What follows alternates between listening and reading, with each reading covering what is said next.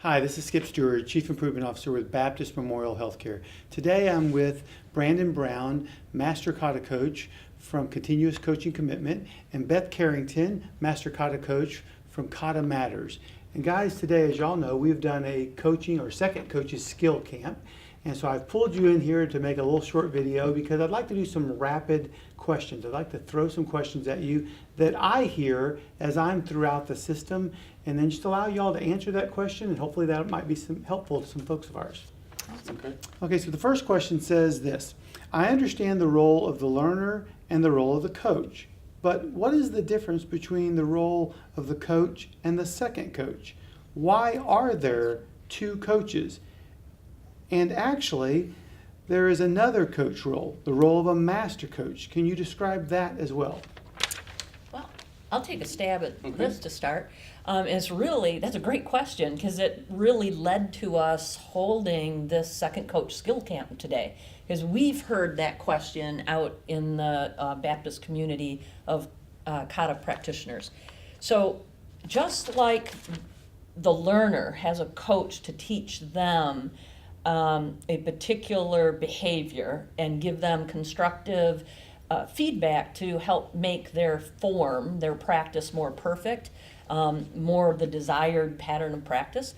A coach needs that same kind of constructive feedback. So now what we have is a second coach, which is really the coach's coach.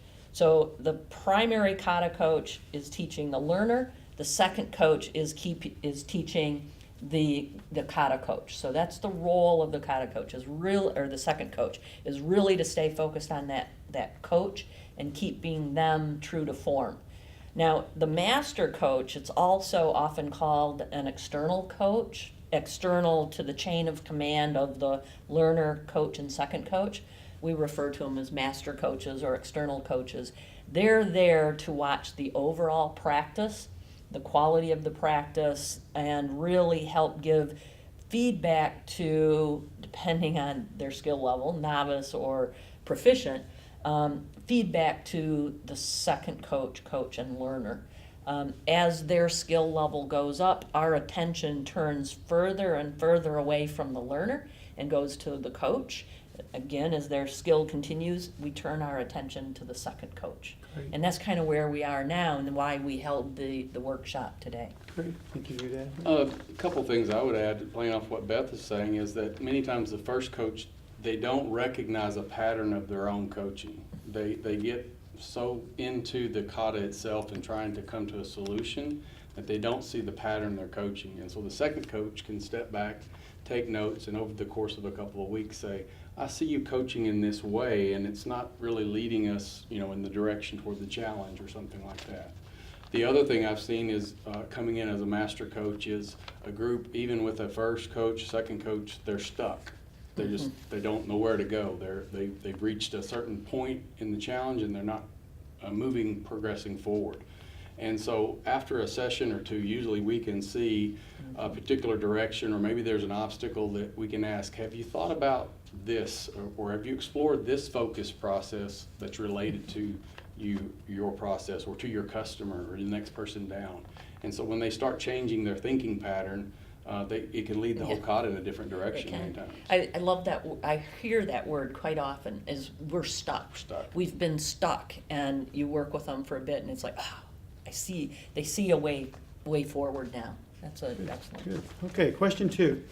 At many organizations that deploy kata, I have found the role of the second coach is not as prevalent as we are working to make it, here at Baptist Memorial Healthcare.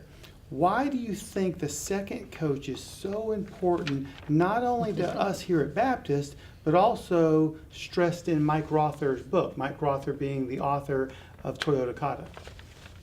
I think one obvious thing is for encouragement, like we mentioned just now, that groups get stuck. And so groups I've seen that don't have a second coach, many times the encouragement that they're stuck and where they need to go needs to come from someone else. It needs to come from someone, either their superior or someone that's they're direct reporting to. So I think that's one of the big things for the second coach, and the reason why it's stressed so heavily. The other thing I've seen is groups that don't have a second coach, let's just say someone's out on vacation or PTO or they're gone for the week, then what happens to the entire kata that week? You know, there's no one to step into that role. So we ask that first coach to move into the learner, and the second coach is there to move into the coach, so we're still making progress during that week. Good point. Good point.